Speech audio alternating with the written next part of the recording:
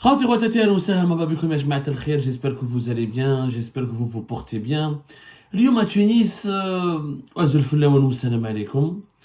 اليوم عبد المجيد تبون le président تاعنا راح il est parti en Tunisie pour participer à la première réunion consultative entre les dirigeants de l'Algérie, de la Libye et de la Tunisie. Voilà, donc Abdel Majid Tebboune est parti en Tunisie pour une rencontre dont on n'a rien compris, on n'a pas compris l'objectif. Consultative sur l'avenir, la région du Maghreb, c'est la Tunisie qui l'organise, M. Kais Saïd. Donc Abdel Majid Tebboune est invité et le président du conseil présidentiel libyen, parce qu'en Libye, il n'y a pas de président, il n'y a pas d'institution encore. Les élections présidentielles qui étaient prévues depuis fin d'année 2021 n'ont pas pu avoir lieu. Donc la Libye qui est divisée, qui n'a même pas de président, qui n'a même pas d'institution solide. La Tunisie qui est en situation de faillite financière. L'Algérie qui a des problèmes avec tout le monde vont se rencontrer pour parler des problèmes du Maghreb et comment relancer le Maghreb. Ces trois pays qui n'arrivent même pas à se relancer eux-mêmes vont relancer le Maghreb. Sans la Mauritanie, sans le Maghreb, sans le Maroc. Bien sûr, vous avez bien compris qu'il y a un objectif de la part de la Tunisie, de Kais Saïd et de l'Algérie, d'Abdel Majid Tebboune, d'essayer d'écarter, de recréer le Maghreb sans le Maroc. Nous sommes en 2024. On a le 22 avril 2024. Il y a d'autres problèmes beaucoup plus graves. Il y a des priorités beaucoup plus urgentes. Il y a des priorités beaucoup plus importantes. Il y a des chantiers beaucoup plus importants. Il faut arrêter avec cette obsession marocaine. On est devenus des marocophobes malades.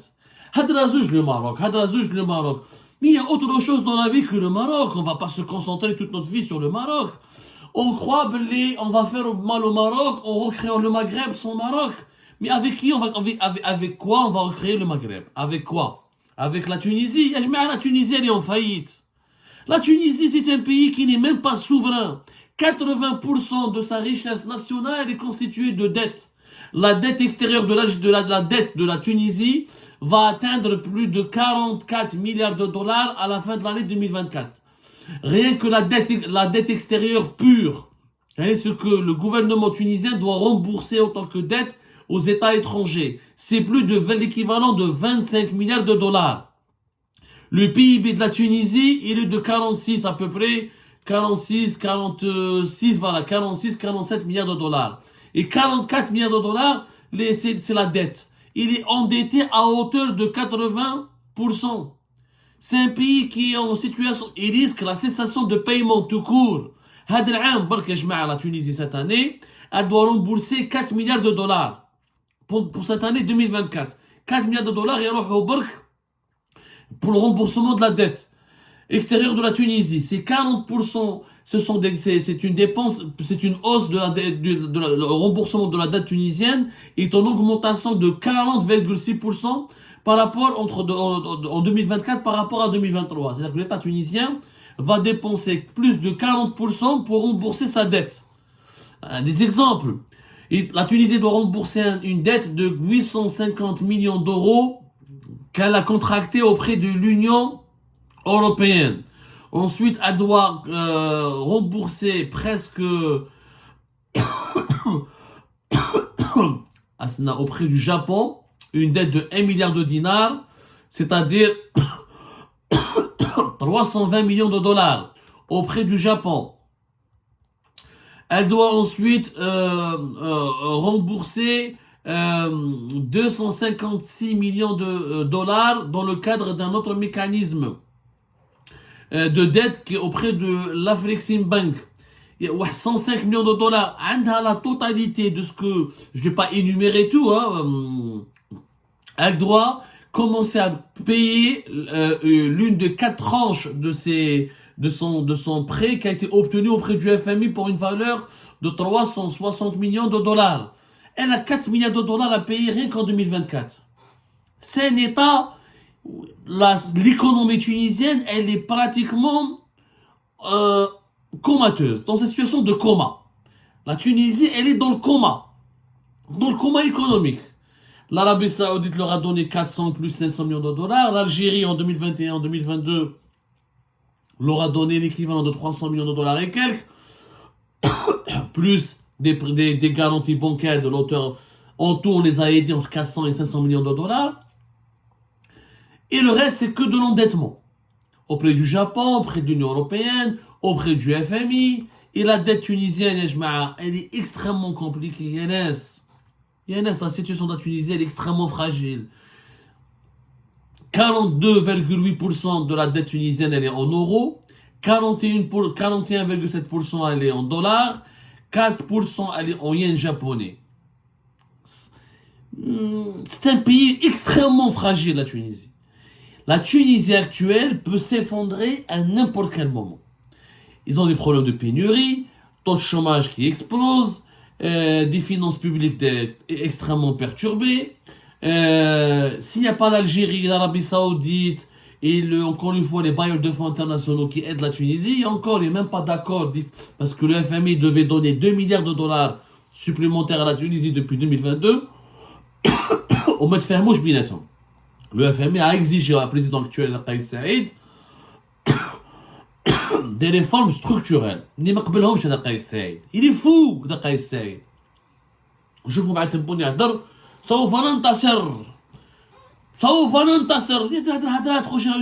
On dirait que c'est un personnage d'un film. Son pays est en ruine. Il a ruiné la Tunisie, Kais Saïd. Il a ruiné politiquement et économiquement la Tunisie.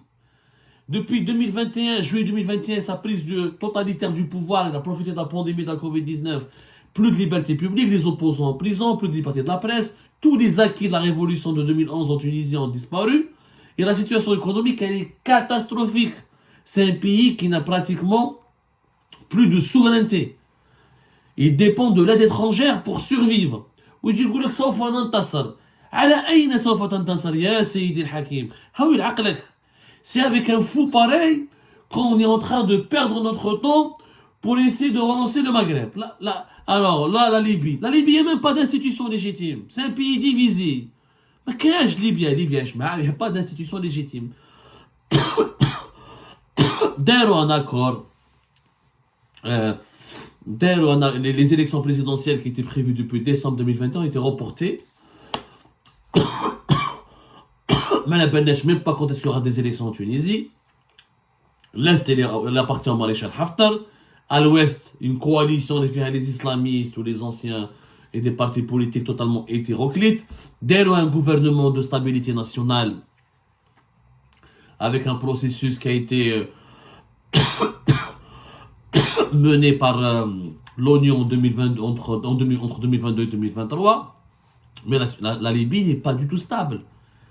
Et elle est sur une poudrière. Elle n'a pas d'institution légitime, elle n'a pas de leader légitime, elle n'a même pas de président. La Libye ne sait même pas vers quelle direction elle veut se diriger, en dépit des richesses de son sous-sol.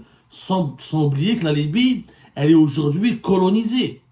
Vous dites la vérité, c'est le terrain, c'est un échiquier où se rencontrent, où s'opposent plutôt, où se disputent les puissances régionales et mondiales. La Russie, les Émirats et l'Égypte, la Turquie, le Qatar et la France et l'Italie, et l'Algérie, elle essaye de jouer le rôle de l'arbitre. Sans beaucoup de succès, parce que c'est le terrain libyen, il est ultra occupé et dominé par d'autres puissances étrangères. Mais donc, comment je peux reconstruire le Maghreb alors que la Libye elle-même ne s'est pas reconstruite? Juste qu'on m'explique. Comment on peut essayer de construire le Maghreb avec une Libye elle-même qui n'est pas unifiée, qui n'est pas unie, qui n'a pas ni de président, ni d'élu, ni d'institution légitime. Et qui est occupée par des forces étrangères ou la part des mercenaires étrangers et qui est divisée, mais même pas une armée. Qu'il y a une armée à l'est, qu'il y a des factions à l'ouest, qu'il y a d'autres factions au sud-est, au sud-ouest. Et je mets à la noblesse. C'est une perte de temps. Ce que Tebboune est en train de faire est une perte de temps. Et vous croyez qu'on va faire du mal au Maroc en faisant des consultations avec une Tunisie dans une situation de faillite et une Libye qui est divisée? Nous avons besoin de reconstruire nos alliances. Comme Majid Tebboune part au Nigeria pour relancer le partenariat de l'Algérie avec les pays africains.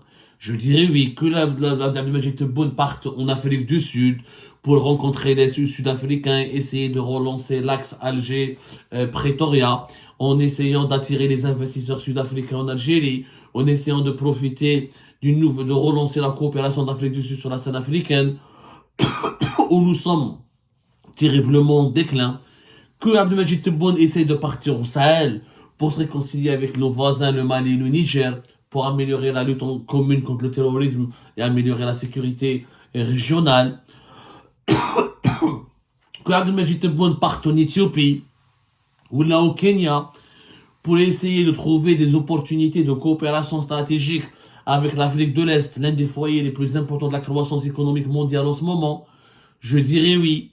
Que Abdelmadjid Tebboune essaie de partir vers d'autres grandes puissances, qu'il essaie de trouver des solutions avec l'Espagne, pour ramener l'Espagne et protéger nos intérêts avec l'Espagne. Là où ils sont menacés, on voit que les Émiratis veulent acheter le principal client du gaz algérien. Que Abdelmadjid Tebboune essaie de partir en Allemagne, à Londres, aux États-Unis d'Amérique, pour convaincre les grandes puissances occidentales de miser sur l'Algérie, d'investir chez nous, de nous faire confiance, d'améliorer l'image de notre pays. Je dirais pas non, je dirais oui.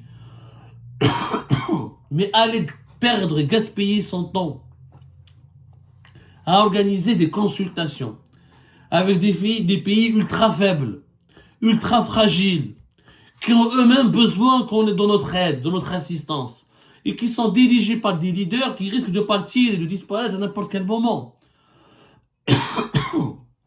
Les autorités libyennes actuelles, elles ne sont pas légitimes, elles sont appelées à être remplacées dans un laps de temps plus court qu'on le pense. Son bilan est chaotique. Une révolte populaire risque d'éclater à n'importe quel moment en Tunisie pour le renverser. Non, je fais des alliances, des stratégies, et je m'affiche avec des pays faibles et fragiles. Alors que nous avons besoin de remédier au déclin de notre pays sur la scène mondiale, sur la scène géopolitique, nous avons besoin de s'entourer d'alliés de grand prestige, d'une certaine puissance. Nous avons besoin d'être à côté de pays qui peuvent nous prêter, investir chez nous de l'argent, qui peuvent nous aider à renforcer notre rythme de création de richesse nationale. On a besoin de grands pays qui nous soutiennent pour diversifier notre économie. Où sont les fruits de la visite de Tebboune en Russie en 2023? Où sont les fruits de la visite de Tebboune en Chine en 2023? Les investissements chinois qui ont été promis par Tebboune. L'aide et l'assistance de la Russie qui a été promise par Tebboune. On a chauffé les Russes aux côtés des Émiratis, on a chauffé les Russes aux côtés des Égyptiens, on a chauffé les Russes aux côtés des Saoudiens. On les a pas vus aux côtés des Algériens. Aucune aide précieuse ou un transfert de technologie ou quoi que ce soit avec la Russie. Avec la Chine.